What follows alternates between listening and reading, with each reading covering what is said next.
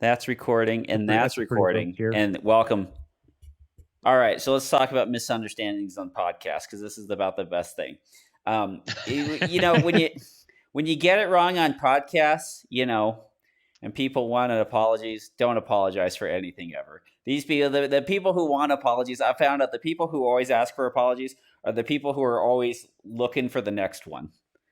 And it's just like, you're not controlling the show. You're not controlling the show by me saying something. Like, if I really screw up, I'll. What is it? What is it? Ben Shapiro. I think it was Ben Shapiro said. He's like, never apologize to the mob unless your personal honor is at stake. Oh yeah, I think that's how he said that. You're like, well, you know, like if you're like, okay, I really actually feel bad for saying this, apologize. Otherwise, yeah, fuck you. Yeah, screw these guys. I mean, double down hard on it. That's the way I figure. No, don't do that. It's one thing if it's the, you know, you get an email or a message or something on a record, like a podcast. It's recorded, you upload it, it publishes at some point, and then you get that feedback. When I did live radio, there were so many times where we would get the craziest shit texted or called in. Once, I won't go into a lot of detail, but we were accused of being racist, like overtly racist. And it was, that's what I call a Monday. And it had to do with Sammy Davis Jr. and his service in World War II or something like that. It was so ridiculous. One of my favorites was we were talking about I was talking about my neighbor in the backyard was building a fence, and I was calling it a wall just to show how annoyed I was with this guy building this wall all the way around his yard, because I like knowing my neighbors. I like being able to just walk over and say, hey, how you doing? And so he built this wall, and this guy calls in and starts yelling, you left-wing media people are always talking bad about Trump, and just went nuts about the wall. It was fantastic. But the best one we ever had was when one of the, I think it was the Fast and the Furious after Paul Walker died. Tosh, my morning show partner, had gone to see it and was talking about it. And she was talking about how the movie was kind of meh and wasn't great. And this guy calls in. It was, and he's so pissed off. And the only part I remember him saying was, you apologize to the memory of Paul Walker right now. What? Like, we were talking about the movie. We didn't say Paul Walker was a bad guy or anything.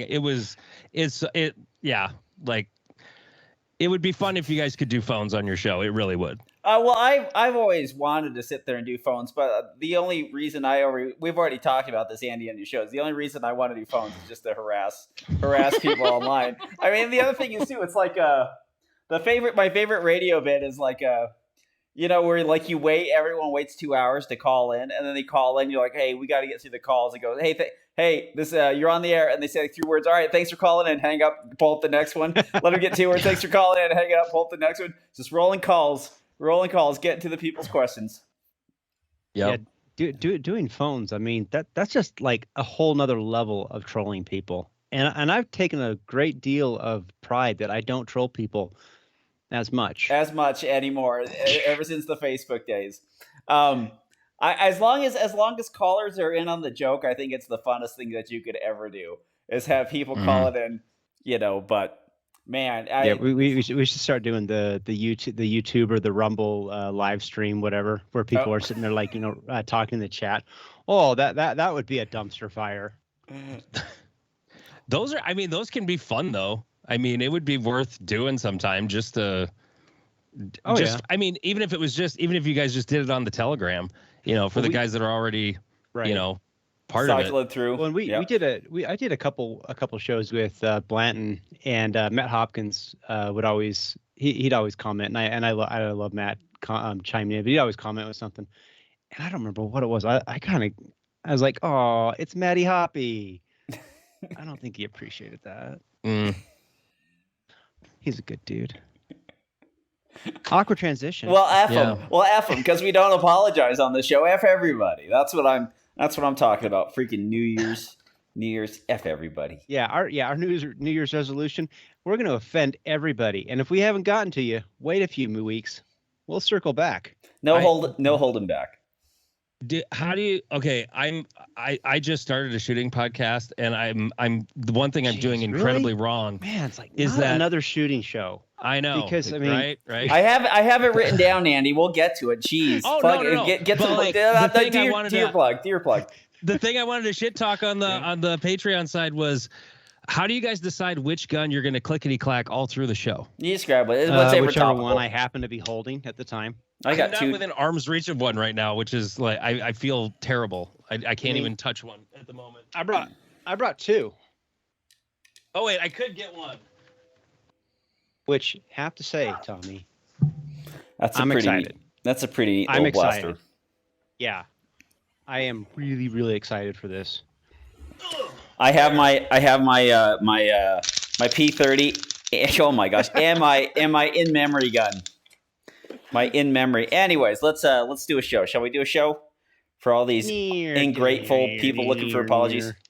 Welcome to the PARAcast. I'm your host, Tomas the Boss Hernandez, joining you on January 1 of the year of our Lord 2024, which means that this PARAcast is 10 years. Going to celebrate season 8. It's going to celebrate 10 years since I started doing it in October, and since Robert started doing it. It's season 8. It's season 8 since I actually started figuring out seasons. But I'm going to go with 10. Well, it's 10 years. If we include, we're on our 8th season.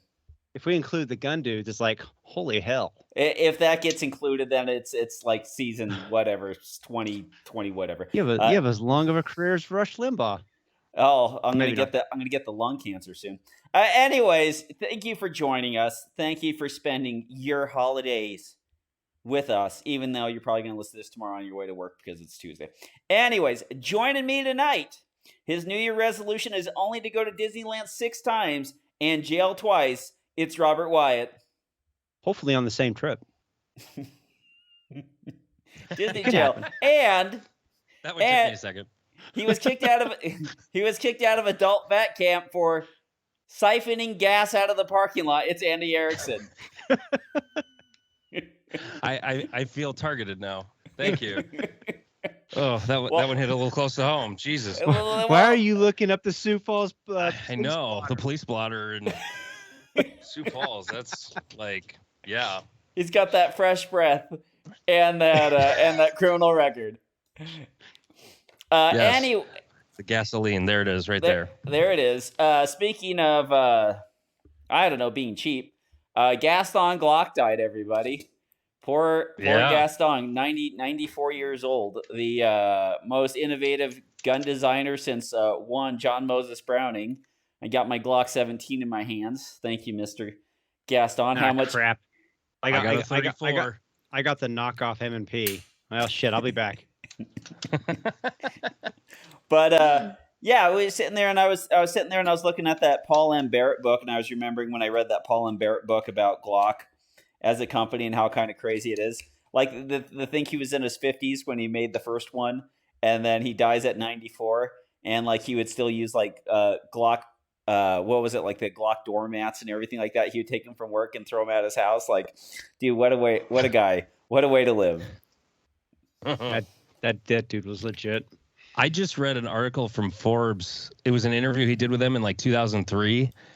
And I had never heard this. He got attacked by the guy that helped him run his company. Oh, yeah. Or he set him up in a parking garage to get attacked. He got hit in the back of the head with a rubber mallet. What? And he ended up just beating the shit out of this guy, knocking teeth out. And the guy ends up the quote from the prosecutor was that the guy was knocked out laying on top of Gaston like Jesus Christ on the cross with his arms all spread out. And wow. I was like, damn, Gaston was more than just a gun designer. He was kind of a badass. I mean, it's a wild ride. Like that Paul M. Barrick, was it Glock America's gun? It's kind of a wild ride. And like he hits it big and then just like see ya to his first wife and then go date some girl who's like half his age. She's like into horses, and guess who has enough money to buy all the horses in the world? Gaston Glock. You know, it's pretty crazy, but yeah, whatever you could fall back on, man. If you got a Glock's 9mm handgun, you can, you know, that's the apocalypse gun, that's the zombie gun, and they're phenomenal. Yeah, dude. And that's the thing. I mean, the Glock is the AK-47, is the Toyota Tacoma, it's just the thing that's always going to work. It may not be the sexiest. There may be other things out there that are better, but damn it, when you need something to work like all the time, every time, they built a good gun. I mean, Yep. There's a lot of improvement. There's no doubt about that. But Glock is still what everybody compares it to. Yeah, no, it's pretty fantastic, and I'm happy. I sit there and I have one, and I always have one kind of on the ready, and a bunch of Glock magazines hanging around all the time. But anyways, what I did on Saturday, December 30th, was my old B day. And so I went out to the range with one. Alex Coco went, and we shot gel, and we thought we brought clean USPSA targets to run some USPSA drills, but we ended up bringing like 80 B8s. And so we shot B8s all day. And it was a good time. I brought a couple handguns to go out there and shoot my HK45, my P30 with my LTT cut, and my PDP. And I went out and I zeroed these guns before the PDP and the Siley Bowl on the P30, and I got there and both of them were off. And I'm just like, how the hell are both of these crazy off? But anyway, ended up getting them brought in and wrangled in, and was shooting, 3-inch. Is it the Siley? The Siley's a little weird, and I think I'm going to return the thing because the adjustments, there's no tactile adjustments. It doesn't really tell you what each adjustment on the little screws is. It doesn't really tell you what anything is. Right. It's got this tiny little thing, and so it kind of floats out there. Ugly. And it's ugly. And it kind of floats there in outer space, and I can still carry this gun, and so I'm probably going to take them up on their money back guarantee and send it back to them by a Holosun or an RMR and put it on this thing. It's a big window. I mean, if you did it for competition only, maybe. But the fact that I had kind of like a shifting zero with it was not making me too happy. Yeah, that's suboptimal. Yeah, but still shooting 3-inch groups at 25 yards offhand, or 3.5, 4-inch groups with this thing. But me and Alex both took out that PDP and shot it, and it was just everyone shooting their best 25-yard B8s with that stupid PDP. It is ridiculously accurate. It makes every load. It makes every load some sort of match load out of that gun. They're phenomenal. I can't sing its praises enough. That's awesome. That is awesome. Did that optic, if when you're carrying it, do those giant rails over the top, does it make it uncomfortable? Is it like digging into you? No, it doesn't really dig into me. The only thing that you can kind of notice is that if you really look hard, the outside edge kind of sticks out a little bit past the shirt more than something like a Holosun or an RMR would. But other than that, once it's under the shirt, it hides pretty well. It's so freaking wide. Oh yeah, you hold this up to a delta point, and you're just like, what the crap? I mean, if I go down, like somebody put a coffee cup on the top of your gun slide. So like an RMR, you have like this little window, and then you go grab this freaking Siley bowl, and it's this gigantic freaking thing. I mean, and it's when you're shooting for speed, it's fantastic. You see the whole target, you see the next target that you're going to try to transition to. Like, you get a lot of window out of it. I just don't know if the adjustments, the other things about the optic, like the adjustments and stuff, are ready for prime time. That's all. And honestly, when I come from something that's as easy to work with as the delta point and the RMR, I just don't know if I want to venture too far outside of that. So I'm pretty happy with those products. Nice. Robert? Well, I after we shot that concealed carry match at the armory. When you learn that iron sights are hard? Iron sights with a subcompactor. Yeah, a little bit on the challenging side. No, they just take some getting used to. But I was talking to my friend, and he's like, why don't you just put an optic on it? And I had talked to Sean Edmonds about getting a slide, and my buddy's like, well, I can cut that for you. I'm like, sweet. And so I went and I talked to a guy who found me. It was the Holosun EPS carry, the 6 MOA dot. And so it's the enclosed, what do they call it? Enclosed emitter, I believe. Yep. Which I think for a carry gun is probably the direction you want to go because you're not getting junk down inside of the emitter and things like Yep. that. But I gave all that stuff to him, and then yesterday, he's like, "Yeah, I got it all done," and so ran over. I picked it up from him, and boy, it's really interesting to me. I've noticed that your fundamentals with a subcompact gun have to be substantially better than with a full size gun. I didn't appreciate that, and just drawing like nothing in the gun, obviously, like just dry fire in the gun. I was like, oh, you actually really have to make sure your support hand has got to be locked in. You can't be dicking around with it or nothing like that. And so it's been kind of fun. And later today, I'm gonna run over and get it zeroed, and I'm really excited. I never actually thought, because it's like for a concealed carry gun, I don't need an optic. I don't. I mean, like for the distances that we're going to shoot somebody at, I mean, you don't need it. I feel really I was going to bring confident in my that ability. up. I wanted to ask you about that. If you think it's worth it, because I have a Gen 1 shield, Mhm. and the idea of putting a dot on a gun like that for what that gun is for, Mhm. I mean, I don't think anybody's dumb for doing it, but like if you look through that little itty bitty window on those little micro dots, what are you gaining outside of a dot? What you're gaining. So I mean, I guess the question I would ask is, are you gaining that much? Is the return on investment enough to make it worth it? And I'm not saying it's not. Because I haven't had one, I can't comment. Right. That's a fantastic question. I think you do. I think there's value added by having it. The thing with the shield, I can't put a light on it, and so that tends to be a little bit of a negative. That's not really saying a whole lot because most of my guns that I use for CCW, I'm not going to put a light on anyway. I think what it does, it's just value added, and that's really what you're getting. Do you need it? I don't think so. I really don't. But does it add value in terms of it just gives you more information to place precise shots? Yeah, it does. There's a point. What is it we always talk about? It's the point of diminishing returns on anything, where it's like, I could do like my competition gun, put all the weight into it and do all kinds of whiz bang jazzy stuff on it. But at a certain point, it's like, well, is the gun so much better than a PDP or an M&P with an optic on it, something like that, Right.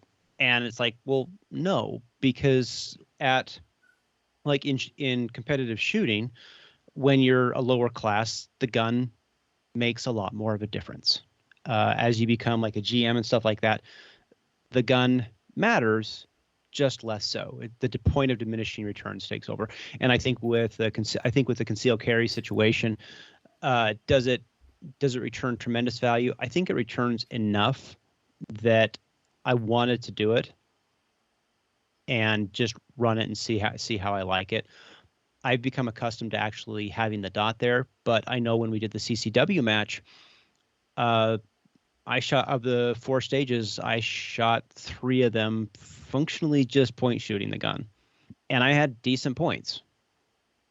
So, I mean, that kind of more just goes to the fact that we do have pretty good fundamentals that we have learned as shooters through competitive shooting that transfer over to all different types of firearms. Yeah, I can't wait to try one out. I'm eventually going to get rid of my Gen 1 and get a plus with a optic mount on it and mess with it and see. Sorry. No, I was done. Oh, I was just say, as a left-handed shooter. Yes, tell me more. As a left-handed shooter, I actually think spending the money to get a Shield Plus, sell your Shield, buy a Shield Plus, and then never look back, because all the negative aspect of the Shield in terms of lack of round capacity, and then the fact that you can put the magazine release on the right-hand side of the gun, it's enough of a value add that as a left-hander, I would do it I would do it all over again, and I wouldn't even have an issue in the world. It's funny. The Gen 1 shield is the one where I don't need a left-handed release because if I lift my middle finger, it's right there. Well, any M&P, it's so easy to do the middle finger mag release thing. I think. Yeah. But which is funny lefties. because you're the second person I've ever met that actually uses their middle finger to drop a mag as a left-handed shooter. Only on MPs. As far as the on the tiny guns with the dot, like I'm sitting there and like I think it works on both spectrums. Like the smaller gun needing more fundamentals, and then the bigger gun that has like a full house like load, like 45, 230 grain plus P, like defensive loads or just standard defensive loads out of a full house 45. It's like all of a sudden like that sweet spot of 9mm where it's big enough where you don't have to hold it as hard and it doesn't have as recoil that you need to hold it as hard, and then you step it down and then you realize the fundamentals that need to be put in to make the gun more useful. But the one thing is about having the dots now on almost everything is that you kind of need the dots on almost everything because you get so used to actually having that pinpoint level of control. Like even if we sat there and had the adjustable sights on it, you could tune in the adjustable sights and kind of have it, maybe have like a nice pair of Dawson fibers that has an adjustable rear. But then when you bisect the target, you're still getting half of it. And it's probably still not as pinpointed in as well as you could, because when you're actually trying to zero the gun at 25 or 15 yards, it's pretty difficult to actually know exactly what it's doing. And then the adjustment changes with the ammo. And so like I think it's the greatest thing ever. I mean, the smaller dots, seeing those on those guns, great. They're fantastic. And a side note, I just disappeared off camera and kept control of the things because I noticed it was getting kind of smoky in my room. And then I went to the kitchen. I realized I left this freaking stove on and something was burning. So it literally looks like the scene of Backdraft in the other room. So I'm just airing out everything. So I'll have to close it here in a second. But that's why. Tom, the name of the episode, Tom burns down the apartment. Done and done. Done and done. New year, new apartment. New year, new apartment. Bad credit, all going together. I just disappeared from the camera because my camera doesn't like Skype. This is the second Skype call I've been on where I disappeared, and now it's just gone. We've got to stop using Skype. Skype just is unquestionably Tom's got to put another fire out. Oh no. If you start hearing this smoke alarm in the background, you'll know. Well, one thing I did notice, and a lot of this is probably just going to be a training issue more than anything, but this EPS carry actually sits so low that you can you can dang near co-witness the stock irons sights. Yep. Yeah. That's why every time I've had a student bring a gun to a class and they've got a dot on not a micro gun, but like a gun like a Shield or a Glock 43X or whatever. Right.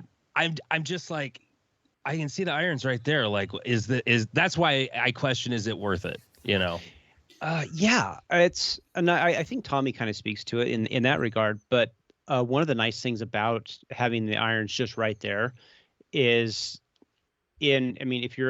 because you have to have the fundamentals so locked in, it is a nice way to kind of cheat that in there. Like if the dot's not there, it's like, oh, there's the iron while you're sights. learning it. Yeah, while you're still learning it, and that's handy. And I can't remember, I think it was Holosun, they had one of their optics that it was like this like big huge ring, and if you moved it off too much, it would kind of tell you. Vulcan, reticle. That's it.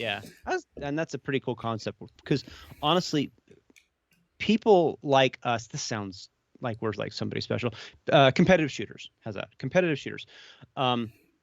We're going to put in much more time in terms of learning how to present the gun, how to shoot the gun effectively so that the dot comes up where it needs to all the time.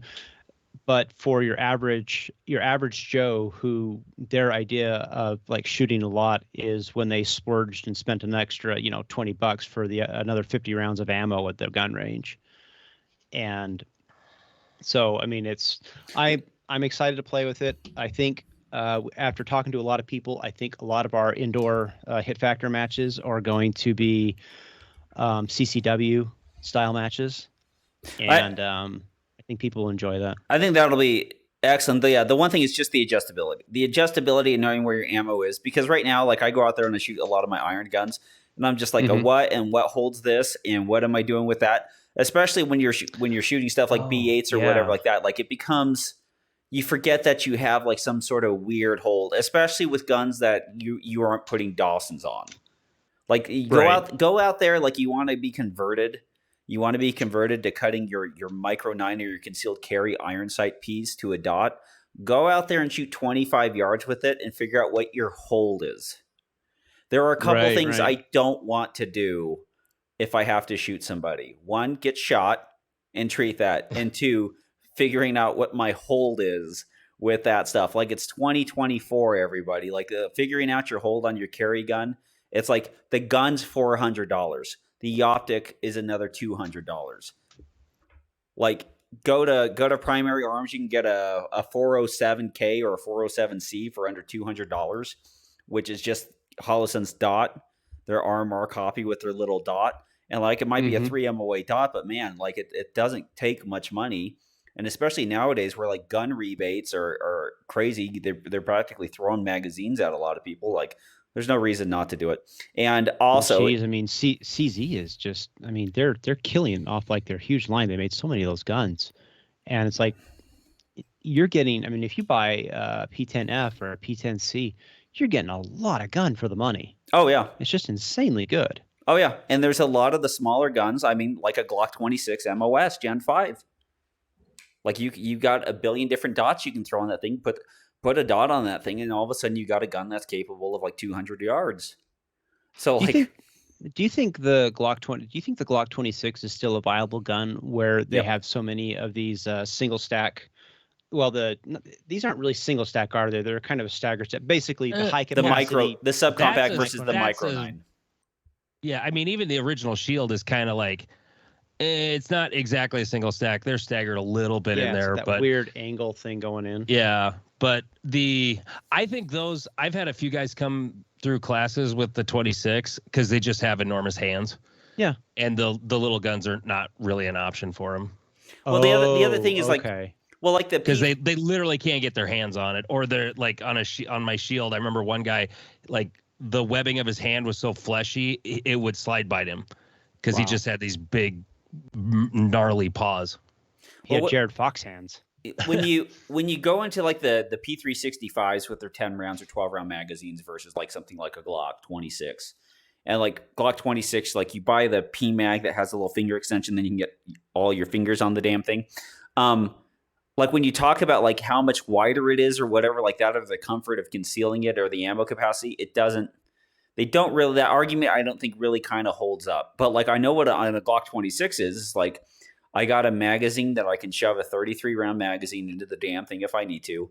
The slide is wide enough that I can get the slide cut for not the micro optics, but the full size RMR optics or 407 optics or an SRO, because the slide's wide enough to do it. And then the other part is too, is like I get a place to put my support hand. And like when you take a 26 and then you take a 365 or a Shield Plus, when you put them together, like one's wider, but it's not so wide that you couldn't concealed carry it, the thing. Like it goes from like on the very, very small 365s or Shields, like almost a pocket carry, like almost. Like the real savings there is on the weight, but honestly, I'd take a Glock 26 all day long. I think that subcompact people are going to start focusing to them, especially if you're the kind of person who wants to be able to shoot the thing better. Yeah, for me, if I had to carry a gun that was that wide again, I think I'm going to go back to my PO7 because I love the PO7. I think it's just one of the greatest guns ever built. The downside of a Shield and all striker guns is, and I'll get used to it, but I like being able to stick my thumb on the hammer whenever I appendix holster the gun. I just look, I know they're safe. It's not a Shadow 2 that, if you drop it, it's going to kill you, or a SIG 320. But I like to put my hammer on my finger on the damn hammer. Too. Yeah, guns can be safe and you could be unsafe at the same time. Like the gun can be perfectly fine. Tom, I wanted to ask you really quick, when you were talking about like zeroing for the different ammo, okay, like what is the biggest difference in like holdover you ever saw at like 25 yards, like switching ammo? Normally if I'm sitting there zeroing or grouping and I have different ammo, it's more like 15 yards. And you might see like an 1.5-inch shift. Like they have your bullets going higher. Sometimes you get weird stuff, like it'll go like 1.5 inches higher and then like a 1/2 inch to the left. Like sometimes you'll just get weird stuff like that. But like, yeah, that's the kind of the biggest deal that you see. But the one thing that I have noticed significantly is what guns actually perform with what bullet weights and what guns don't. Because I had issues with like my shadow systems where 124 grain ammunition that I would sit there and load and shoot out of it, and it would produce these nice tiny little holes, and then it would produce a 7-inch group with 115 grain, no matter what 115 grain I put in it. And so, like, normally if I was sitting with iron sights sitting back, I'd be like, man, I'm really effing this up. I really got to figure this out. But the dot gives you the ability to kind of really monitor that press. And it also gives you the ability when you have different types of ammunition and you're cycling through it in the same session that you can tell what the gun actually likes. Like, not just, oh, I'm a little off or I pressed the trigger wrong or the sights didn't look correct on that. Like, it really takes a lot of that wiggle room right out of it. And then, like, you don't even need something like super expensive like a ransom rest or anything like that, because you can literally monitor the press while you're pulling the trigger completely with the dot. And so, like, that ability to what we'd call like shot calling back in the day, it really takes more of you out of the gun. So that's more of you taking it out again when you're zeroing the gun and testing the equipment and testing the ammo. And it takes more out of you when you're actually trying to perform with the pistol. Andy, so because you teach the classes for people. I mean, of the people that are coming to these classes, I mean, I would say like what Tommy's saying is like 100% valid. But I mean, what are the odds that like your average person off the street is going to sit there and buy a box of 115, 124, 135, 147 and do testing? They're not. I mean, that the average person is not going to do that. The other thing the average person finds out, and like I've never nerded out like you're talking about, Tom, where I was like shooting groups at whatever distance just to see what the difference in ammo is. Like ever since I started shooting a dot, honestly, I don't think I've ever like compared the difference in it, because whenever I've shot anything I've shot, whether it's like defensive ammo or the stuff I load for USPSA, I didn't notice a big enough difference that I worried about it. Like, is the bullet hitting roughly where I'm aiming? If I had to shoot a bad guy in the chest, is it going to hit him in the middle of the chest? Yep. So I never really worried about it beyond that. And I think that kind of comes from like a hunting mentality. Like, I need to hit a 9-inch pie plate with my rifle. That's it. Yep. If they're relatively grouping, I don't care, that, oh, this one's like an inch high and this one's like a 1/2 inch low. Like it, in the practical real world application, it doesn't really matter. But like, back to your question, Robert, like, what do the average person do? They would never probably experiment with that. But the other thing I find kind of interesting is everybody who wants to get into concealed carry, they automatically go to a gun like a P365, a Shield, or a Glock 43X, and almost universally, especially if they come to a pistol skills class that I do, they find out they don't like it. Yeah, it's hard to shoot. They're hard to shoot. They suck. Yeah. The recoil's freaking abusive. The sights are terrible. Yeah. Like, and even a lot of the micro dot options, like the fact that SIG can sell a P365 that's pretty snappy in the recoil. I don't like it. It's terrible. And then they have that Romeo Zero that they put on it, and it's this plastic window, gigantic dot, small windowed piece of junk. They like throw that on the gun, and it's just like I don't understand. Like I am 5'10", 165 pounds, and I'll carry this P30 around in a JM Custom Kydex holster. Like, that's not an issue for me. And like, if I wanted a super smaller gun, I'd go to a P30 or VP9 SK or a Glock 26 if I really needed something that small, or like a pocket revolver. But like the kind of those micro 9, the M&P is probably the best pick out of the litter, because I agree. You mess around with those Hellcats, you're like, man, this thing seems like it's got a lot going for you. It kind of works most of the time. And then you like pull the trigger. It's like, this is a staple gun. Like, there's not a whole lot. I mean, shorten those guns down, I mean, the triggers get pretty bad. But the other thing is too is like there's some of those triggers like on those P365s that are very, very light for what they are. Shockingly light. And you're just like, hot damn, like that's being carried. Almost like they go off out of battery kind of light. Yeah. That's the P320, Robert. That's the 320. Yeah, it's the 360, the 365, the 365 has the issue where sometimes the trigger doesn't want to go off, and then you shake the gun, and then it'll go off. So, like, I wouldn't carry either one of those without a freaking manual safety on the damn things. But no, I think everyone's going to come around to what everyone thought they should be come around to is like the subcompact Glock 26 SK model HKs, the compact. The compact like Shield Plus / small compact M&P 9s. Like there's a lot of good solid handguns there in that subcompact range, which are actually pretty good steals. And for a lot of dudes, like for most people, there's not a good reason to be carrying a P365 around when you can literally carry the subcompact Glock. So, well, I mean, yes. So just yes, I agree with you. The interesting thing to me is when you first start out shooting, and this kind of speaks to what Andy does being a teacher. A full-size handgun is the way to go. It's easier to learn on. You're not chasing fundamentals for your first gun. For your first gun, oh, yeah. 100%. Now, obviously, for most people, when they get into firearms, it's not the first. It's usually the second gun because they realize that the Shield or the 365 was it rides them around way too much. But as you become proficient with a full-size gun and you learn how to shoot a full-size gun, the subcompact guns, the Shields, I think they start becoming more viable because you know how to shoot it and you have a good enough set of fundamentals that you're now controlling the gun and the gun's not controlling you. And so there's kind of a place for everything. I happen to like the Shield. I literally carry that gun everywhere I go. Yep. I never not have the gun because I did a couple things right. I have a Dominate Defense holster belt, which the way that belt is built, it just kind of works with the holster. I have a fantastic holster that I use for it so that when I put it all together, I can conceal carry all day long and never feel like, oh man, this thing's just digging into my stomach or something like that. Yeah.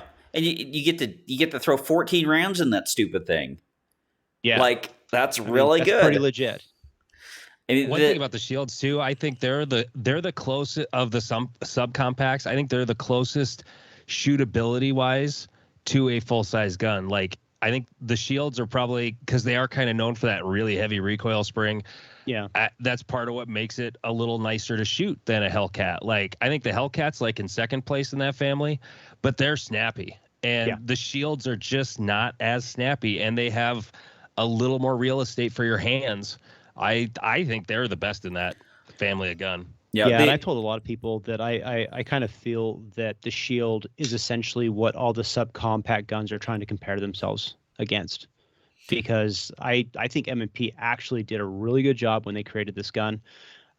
There's a lot of other guns out there, but I still think the Shield is the one that everybody has to beat.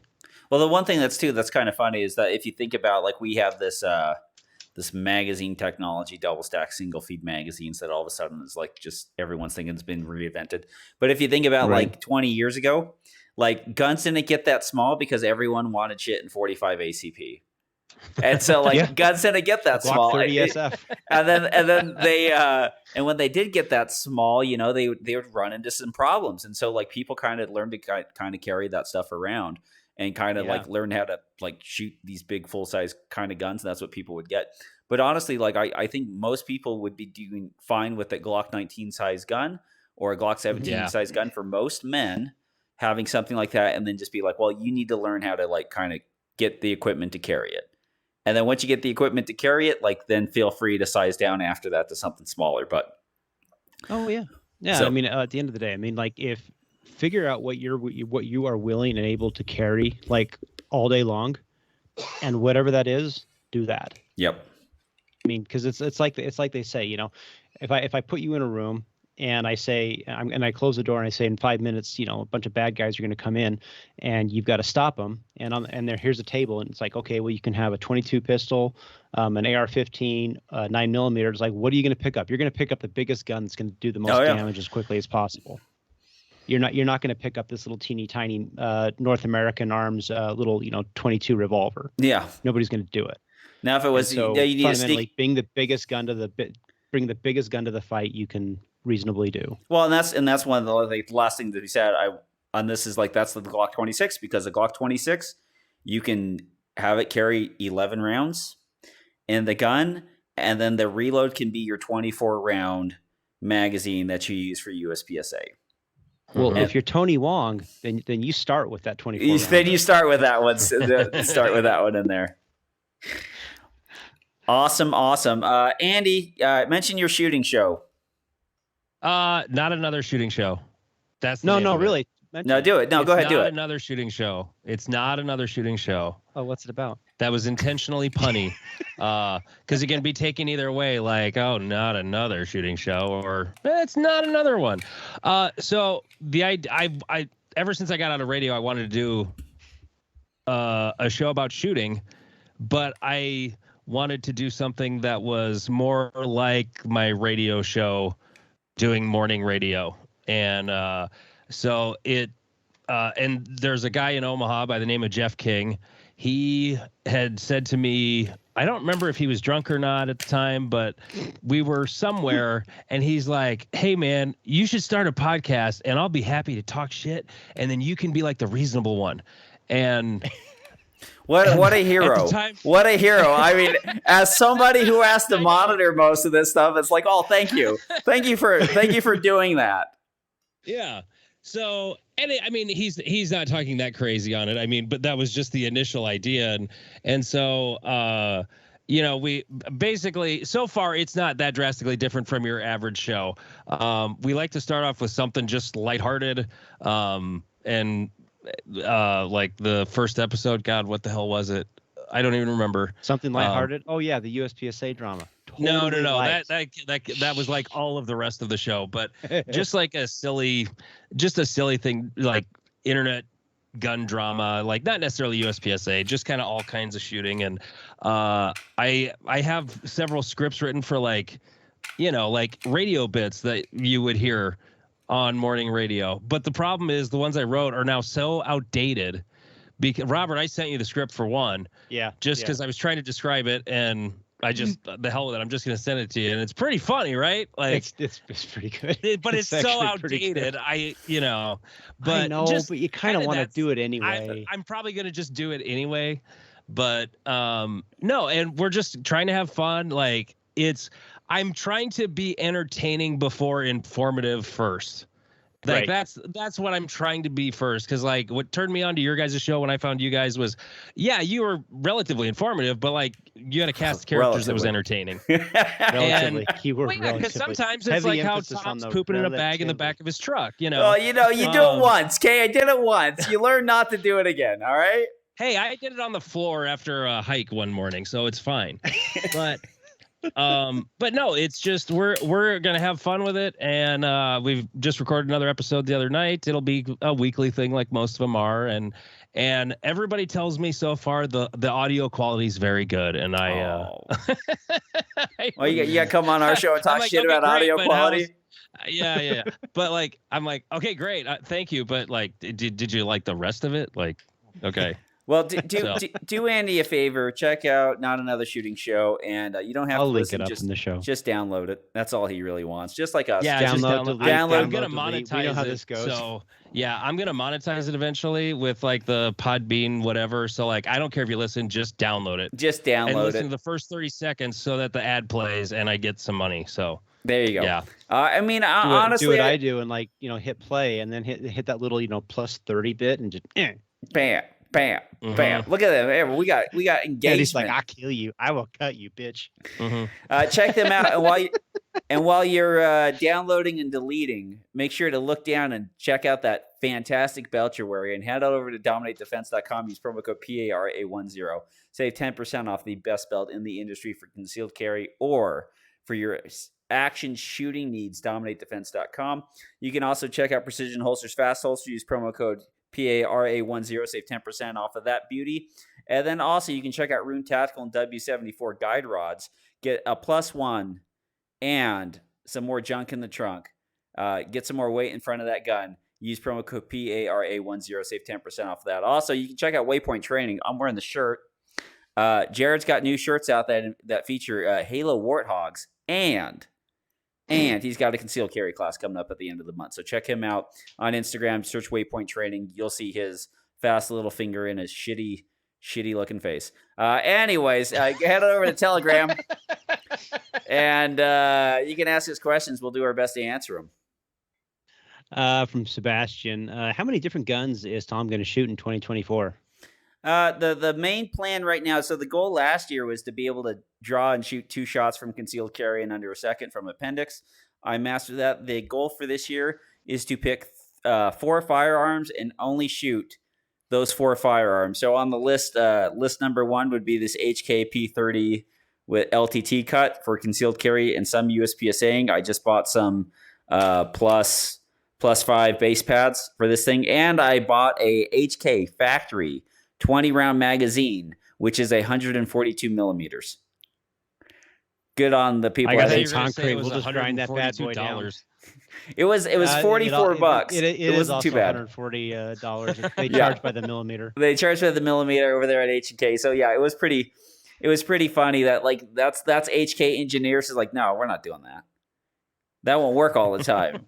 You only get 20 rounds, and we got to make it longer. But anyways, I bought one of those for my backup concealed carry. The main shooting pistol this year will probably be the Walther PDP.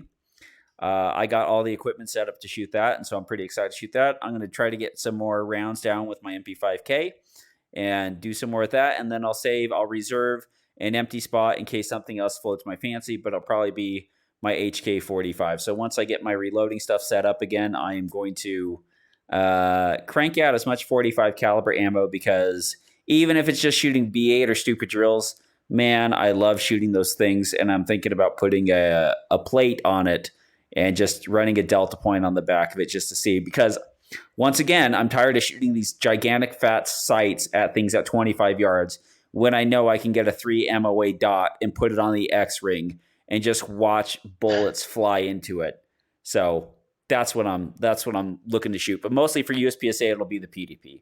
I am enamored with the gun, not the steel frame. I think that's kind of a rip for how much they're asking, but for the Henning base plates on the magazines, takes a lot of Glock springs, is phenomenally accurate, has a little bit more recoil than the others, but you kind of don't notice it at speed.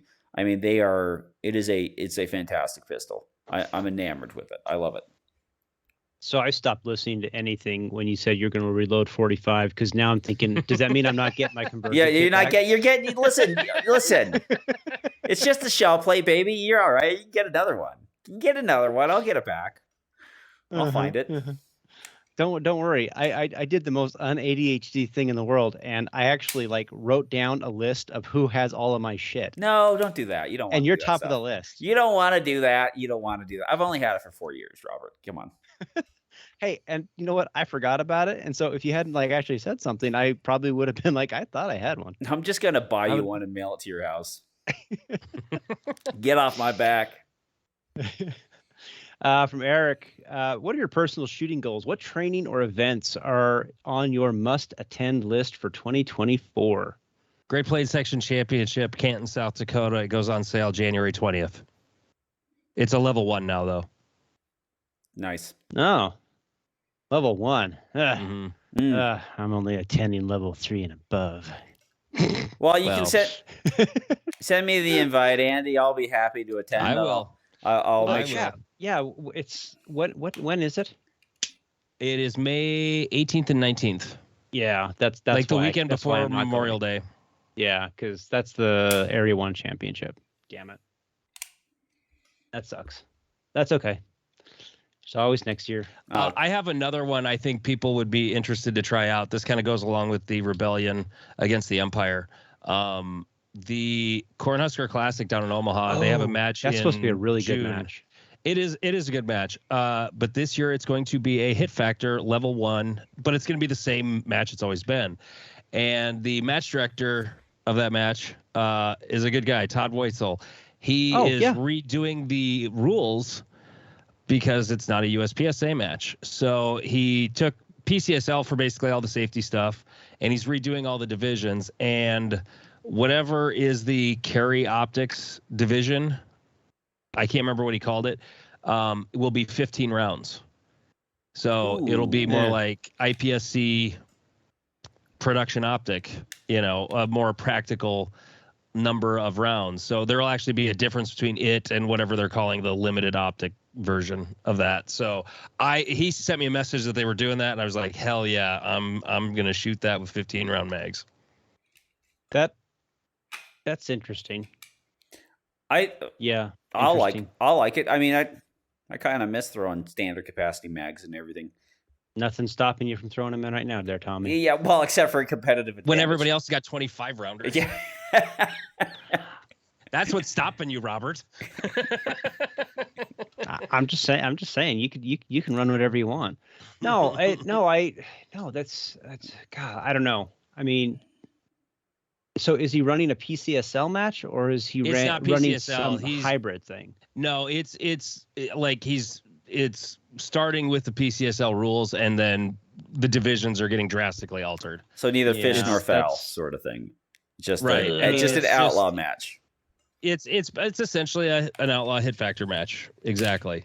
And but no, they put on a good match there every year, and it's going to be the same match. It's just not going to the stages will be just as good. I mean, but it's not, and that's what do you mean it's not? Well, it's not going to be the same match. The match last year was USPSA match. This is now, Todd's Discount Warehouse. Shit, don't fucking go there. This is Todd's. this is Todd's interpretation of what he wants a match to be, which is fine. Like no, but like it is fine. But at in the same practicality, time, it's going to be like 95% USPSA. Well, it's but just not going to have the same. label That's the same as every other 3-gun match out there. It's 95% 3-gun nation, or it's 95% USSL. As long as the competition's fair, I mean, and people are sitting there showing up, and that's what they're doing. I mean, like the stamp of USPSA approval and stuff like that is meaning less and less. Like I don't worry about the long term. I don't worry. I actually don't believe that, Tommy. The stamp of USPSA approval actually does have value. It does have value. Like it or level not. 2 approval has value. What's that?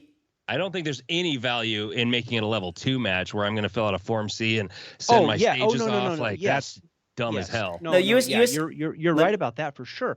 But USPSA as a product, in terms of the rules tons of value and everything, there's a ton of value because it means that I can go to your match, Andy, and I have an expectation that the equipment that I fly across the country with is going to be legal because I know it's legal here in Utah.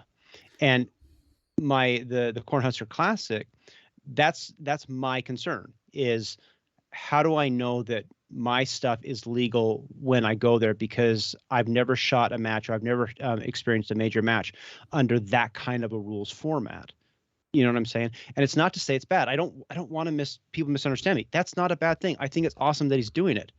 But when I go and I spend a lot of money to travel to a place, that's the thing that I always have to think about. I mean, like, I know when I go to back to Georgia and I shoot at Rob's place, I know that USPSA is still going to be 100% legit. Right, but like the only reason this is happening is because like that that meme of that woman at the Capitol on January 6th who was rubbing onions in her eyes, pretending she got maced. It's a revolution. Like this is only happening because of what they did to our area director. So I mean. Keep that in mind. I get where you're coming from, and the rule set, like the accountability of rules, is the product of USPSA. I don't really care about much else, but the accountability of rules is what makes it good, and just the simplicity of the rule set. That's why I'm keeping the section match a level 1 USPSA match. Is just because of that. I kind of see. And honestly, Andy, I'm not at all against you on that. I 100% agree with you. It's just something that kind of pops in my head. And honestly, it's one of those things that as the week goes on, if I think about it more, I'm like, okay, maybe I'm not really thinking about this thing all the way, and I haven't considered everything, and it's probably okay.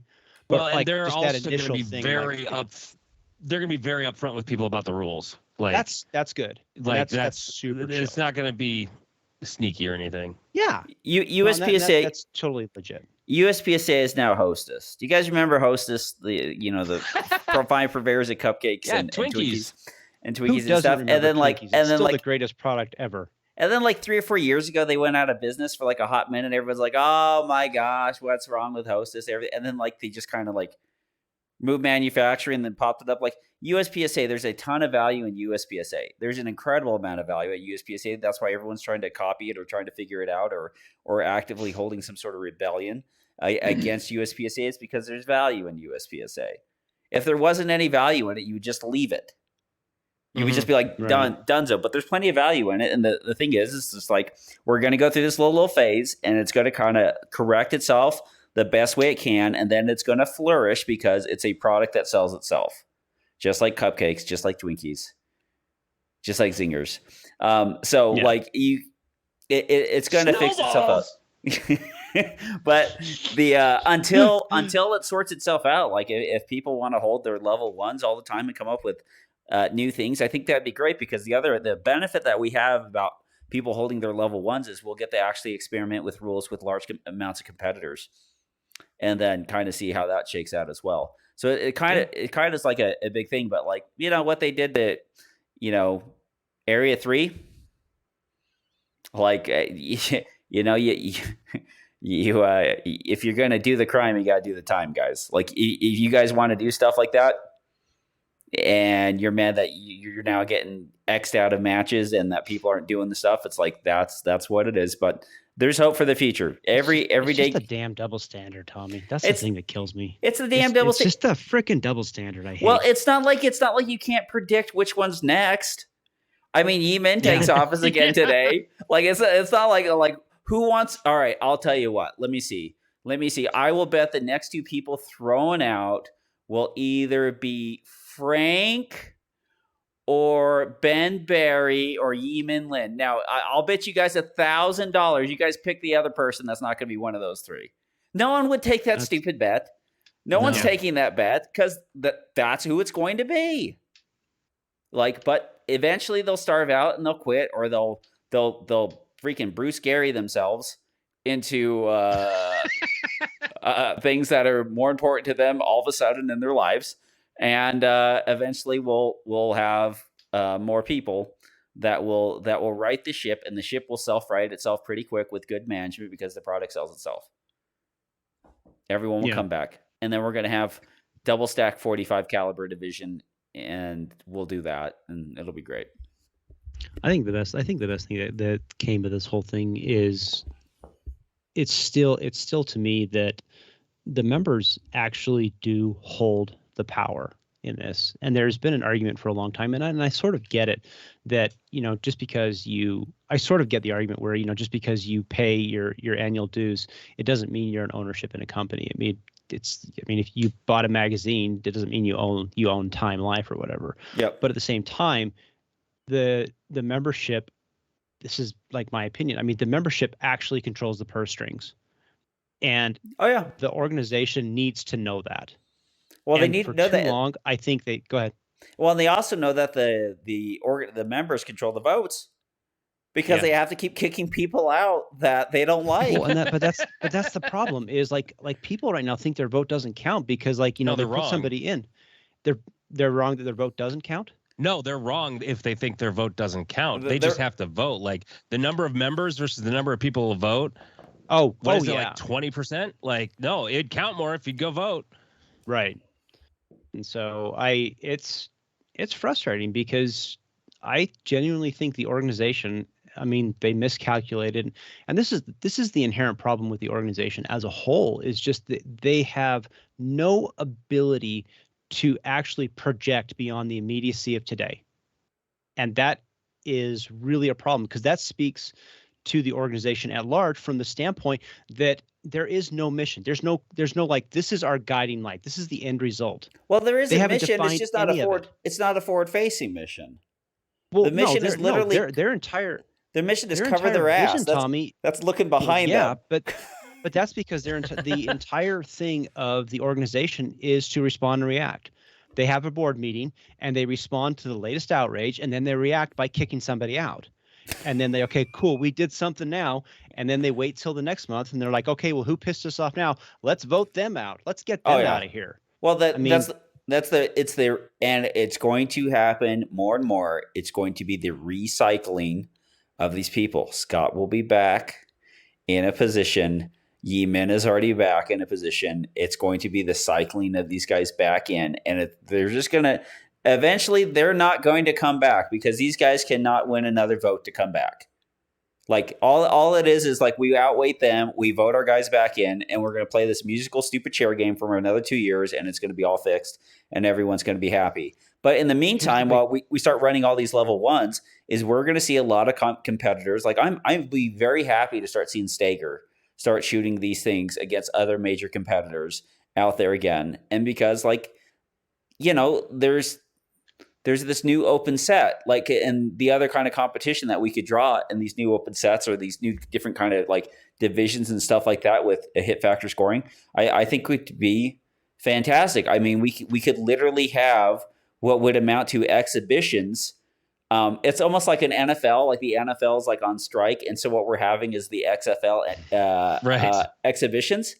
And like, there's drama in USPSA, but this is a great time for match directors to kind of stick it to USPSA in one way, not permanently, not forever, but to hold the board accountable for their terrible choices, and also play around and let's figure out what we can do moving forward with the sport. And I think this is great because I think everybody here, even if like Andy's holding a level one, everyone wants to do the USPSA thing. The actual USPSA thing. They just don't want to do it with USPSA. Right, exactly. Go ahead, Andy. No, I was just agreeing with Tom. That's all. Well, so here's my question, and I talked about this earlier this last week. Like, so for you, Andy, because you're right, you are dead smack in the middle of this, and I asked this question, and it's like, but what's the off ramp here? I mean, if Area 3 if Scott gets back in, is among the Area 3 people, are they all going to be like, cool, we're all back? Okay, here's like my section. The Great Plains section is North, South Dakota, and Nebraska. Mm-hmm. We had a meeting the Saturday before Christmas to talk about what we as clubs were going to do, and our reaction to our Area 3 director getting removed was to make it hurt as much financially without quitting. So that means we're going to run fewer matches. Like like match directors also, sometimes they've got a duty to their club to not do things that cost the club money.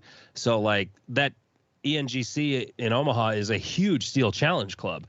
They make a ton of money off that. They can't just abandon that, because it would be bad for the club as a gun club entity. So, right. But having said that, it was also brought up in that meeting that if it gets worse, like, okay, if Scott gets reinstated, like I will go back to operating as normal. I think a lot of the clubs we were on the call with that day would do the same thing. But if it starts going the other direction, they dig in their heels and want to go, nope, you know what, Yeeman, we're going to yank his ass out too. Ben Barry, you did a podcast talking bad about something we did. You're fucking gone too. Then it's the nuclear option. Then we do have to rebuild at that point. Like it's over. Like I would be happy to be a part of people actually starting a completely new organization. But I don't think we have to do that. I think we can get it fixed. Well, and the other thing is like it's kind of like life support. Like everyone's just trying to keep USPSA in life support. We don't want it to completely go away, but it's just like, hey, if this thing wakes out of the coma, it just chain smokes and goes on benders. So we're going to try to keep it on life support, So, but here's the thing that I think everybody kind of gets upset about when people think about quitting USPSA completely, it's like the same people who have value in USPSA now will have extreme value in the new shooting sport to come. Because it's not like we're starting over and we're going to get other people that come over. Like there will be people who will be area directors, like Scott, like Ben, like Stager, and like everybody else who has participated in section coordinators who are disenfranchised and match directors who are disenfranchised and people who build stages. Like a new organization, those people do not have to have loyalty to USPSA because we could build something better and they will have more value in the new organization than they did previously. I think that people are worried that if USPSA goes away, there'll be nothing left and we'll be playing 3-gun. 3-gun's gone for 3-gun nation's like gone for a whole different set of reasons. And there's enough people who have experience with USPSA in running practical shooting that a new organization would be, if everyone gets on the same page and is willing to compromise with each other, you will come out with something absolutely fantastic. And everyone would pretty much get a promotion in the new upstart of an organization. I hope you're right.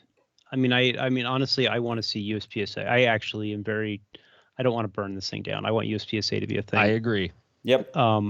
My concern, and I never thought about it, Andy, until Jeff actually brought it up, is, I mean, you have like PCSL, like, well, who's training their ROs? Well, it's USPSA. USPSA trained their ROs. I mean, 3-gun, who trained the 3-gun ROs? USPSA. And you can't, I mean, it's easy to say, well, we're going to start this new thing. And I know everything, it's complicated. I know there's a lot more involved in anything. That's just the way of life. I understand that. But USPSA is still the best product in the United States right now. I agree with you with everything you just said, but I think if there was a new organization, the process of creating ROs could be so streamlined and made better and easier and more efficient.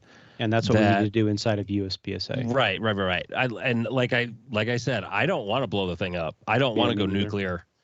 But we may get forced to. That's all I'm saying. I think we can solve that though, Andy. I really do. I think the biggest thing, I mean, you do have a new board.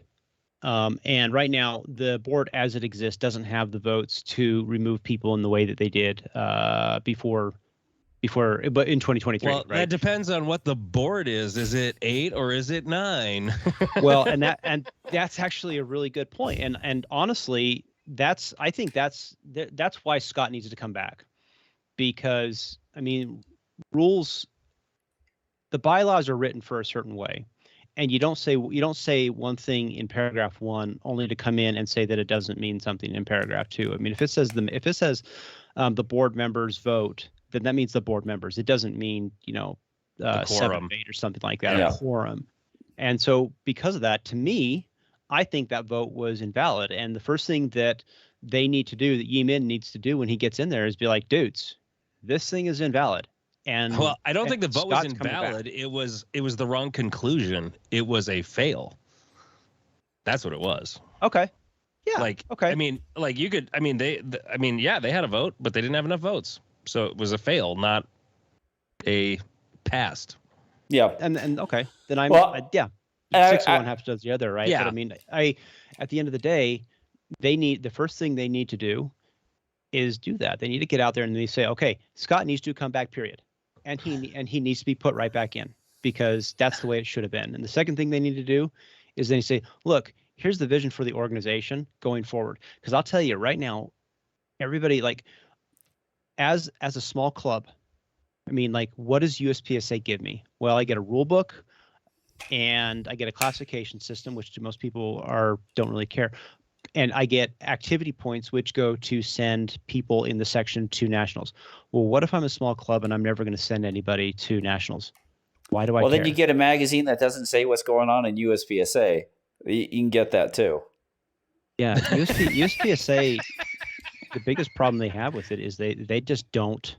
They're tone deaf. They're so they're tone deaf. Well, it's kind of like the RO program of like chanting ROs. Like originally, all rocket scientists were Nazis, and then eventually they're not all Nazis. Like there's NASA, and then you get new ones.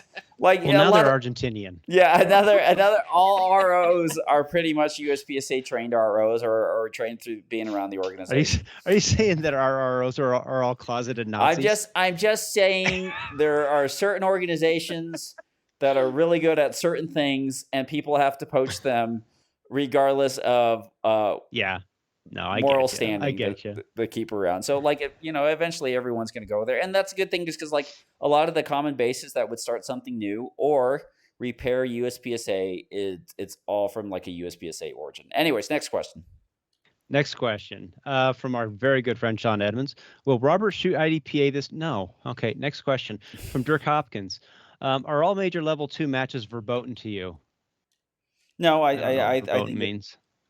I think it all kind of just goes to what the area is and what the match is, and I don't think that everyone just goes no USPSA period. I think people just have fun in other places and then also have fun at USPSA. The one thing is for everybody, it's just because you go shoot a USPSA match doesn't mean you're pro board. Yeah, we had a conversation with a bunch of the match directors, and the consensus was everything is happening, and you have the protests, the revolts, the rebellion, whatever, and that's happening. We haven't heard anything from the organization, and so from all the match directors I talked to. Well, not publicly. Yes. We just have their actions. We just have their actions. Yeah. But generally speaking, somebody's making phone calls. Hey, it's really good. You should still do it, man. Yeah. But from the perspective of a lot of the match directors here, they're like, look, we're gonna wait till the beginning of the year. Our first match isn't until the second Saturday in January. So let's wait. Let's see what's happening, and make a decision. But I think for clubs, if you hold 2 matches, maybe do one USPSA, one Hit Factor, and you just kind of keep around for as long as you can, and you just sit there and you go. But you guys are getting half. You guys are getting half because half of the stuff we agree with, and the other half is you clowns, and we're not dealing with it. So the minimization of funds is one thing, but that puts everyone on notice that they're another step away from getting nothing. So the question, I guess, to you, Andy, is if are the clubs just saying we're going to withhold the funds until Scott comes back and then you can have all the money? Basically, it's here's the carrot, here's the stick kind of thing. Or is it we're just not going to give you the money as a punishment for being dumbasses? No, this is a direct response to the situation with Scott. And I mean, we've disagreed with things they've been doing for a long time, like all the clubs in our section, but we weren't withholding money. Mm-hmm. We're just the way I've been putting it is we're that fucking mad now that we're withholding money and we don't care. Yeah. If they want to try to say something I don't care. I'm not sending you money until you quit doing dumb shit. Yep. But when they stop doing the dumb shit, are you then going to give them that back money? Yeah. Right I'm not. Okay. I'm not trying to, some clubs are going nuclear. Like a lot of Wisconsin, they're disaffiliating clubs, and people are not renewing memberships, and I don't necessarily agree with them, but I don't blame them, and I don't think of them in a bad light. They're just doing what they think they need to do, and I respect that. So, I get it. But I mean, basically our message is fix what happened, and I'll go back to running a full slate of USPSA matches this year. And like I said online in an Instagram post that got seen quite a bit, we my club, we hold 7 matches that averages 17 people. And then we have the section. We have 1 big match and then 7 other matches that's between 17 and 25 people. And we sent them between $700 and $800 last year. We're a small club. We didn't send them that much money. Mm-hmm. But if you get a whole bunch of clubs that do that, that starts adding up real fast. Oh yeah, I mean, for sure. If you have somebody like Slipside who does two matches with 100 and some odd participants, right? Yeah, I mean, you guys cut 1 match. That's a much bigger bite. But it doesn't even have to be the Slipses of the world. It can just be a bunch of the Sioux River Sportsmen's Clubs in South Dakota of the world. You get enough of those, and it's going to start hurting. So, yep. And I think that, I mean, I'm actually on board with that. I think you kill them with the small clubs, because the small clubs are the ones who really get the least amount of value. This is like, in my opinion, the small clubs get the least amount of return on value from USPSA out of any of the other clubs out there. Yeah, I mean, because like we're not going to. I mean, the small clubs aren't going to get the activity fees that are going to turn into, or the activity section points that are going to turn into something. They just, I mean, functionally, it's like, what do we get for being a USPSA club? The answer, in short, is nothing. We get rules accountability. That's the one thing I like. It's the one thing I need. Yep. Yeah, but at this point, I mean, the rules are so established that you don't even need that. Well, they're almost universal in a way. Yeah, kind of. Yeah. So I mean, we can still hold the match, call it hit factor, and we're just running USPSA rules. We're just not saying it publicly. Yeah. I mean, like, that's how we would score it as ROs or whatever. Yep. Let's see, from Jack Flash. In my opinion, every podcast should mention Gaston the Great, who passed away. Yep. Gaston passed away. It's pretty newsworthy. Done. even in like I would say non-gun communities like that, it's pretty newsworthy. Everyone understands the name Glock and what Glock represents. I mean, and like, as far as like, it'll be interesting to see what comes out of Glock and how Glock holds itself. I think Glock will still do pretty well and still produce some pretty fantastic products. But like, it is basically everyone's starter pistol now for USPSA. It's the one that we almost all start with or go back to or compete with in the easiest fashion. I mean, it is the handgun of our generation, and the generation that's going to come after us will be shooting Glocks like 3 generations before us shot 1911s. So like, it's a pretty big deal that he's no longer with us. I'm curious to see if they'll expand what they're doing. Like, how much was the old man holding them back from doing different stuff? I'm sure there was to some extent, but how much it was. Yeah, I mean, I wonder how much like day to day he was involved towards the end, because he was 94, I think. Yep. Well, the other thing you see is like, if they come out with a rifle, you'll know how much he was holding him back. But the other part is, but if they literally just keep producing the same amount of stuff that they're doing now, then they just know like, hey, this is what we're really good at, and we're going to stick to that. At the end of the day, I mean, In-N-Out hamburgers. Yeah, I mean, well, they've been doing the same thing time and time again forever and ever, and they just do it really, really well. And if they start coming out, like they played around with the lights and laser games, 25 years ago. If they start coming out with optics and stuff like that, just watch out. Like we don't need 2 SIGs beta testing on everybody. So let's just chillax, just chillax. I was gonna say, like, if you want to hear real war, ask people what they like better: In-N-Out, Five Guys. Nobody's gonna say Whataburger, because that is just complete and hot trash garbage. Nobody would ever admit to that. But I mean, between In-N-Out and Five Guys, that's a war. Well, here's my 2 bits on that. Not here. We only have Five Guys. I would say this. I know that there are better hamburgers than In-N-Out, but I know I'm gonna get a damn good hamburger. The line's gonna move fast. The one thing that I hate about now is that they fill the freaking cups with 80% ice, and I get like 20% Dr. Pepper, and I'm rip shit about it. So that's why you go in, and then they hand you the cup. Oh, and then now you can get a cherry Coke, which I'm not really a cherry Coke kind of guy, but every once in a while it's pretty tasty. I always notice that it's always faster in the drive-through. They always put the cute girls to take your money, and then they always put the ugly people to hand you the food.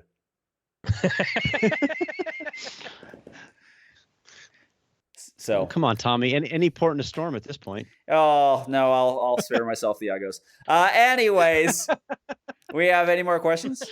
No, that's it. Well, thanks for spending this New Year's Day with us. We appreciate you guys so much for listening and hanging out with us for so long. Thanks for downloading, listening, and subscribing. Check out Andy Eriksen's show, Stuff and Things with Andy. Correct? Correct. Did you say stuffing things with Andy? Stuffing things with Andy, yeah. It's a pornography podcast. Check it out, Stuffing Things with Andy. No. Things and Stuff. Andy's Things and Stuff. That's a terrible podcast. Tell me where it is so I can know to avoid it. Yes. Both Tom and Robert have been on that show. They were fun episodes. My new one is Not Another Shooting Show with Jeff King. And yeah, thanks for having me on and let me pub that. No worries. We just needed a third spot. Anyways, thanks for doing all this stuff. We appreciate it. We love you guys. For Robert Wyatt and Andy Eriksen, I'm Tom Nelson, bidding you peace, love, and souls. We depart into the open waters of the sea of life in a new year with a new all of us. What a new year? Anyways, tugboat. New year, new me. Tugboat. Tugboat. All that jazz. Good night, everyone. Good night, everybody. May the force be with you. Except for those uggos handing out the food. Freaking beat it, uggos. I'm putting that in the show. Beat it, uggos. Good night.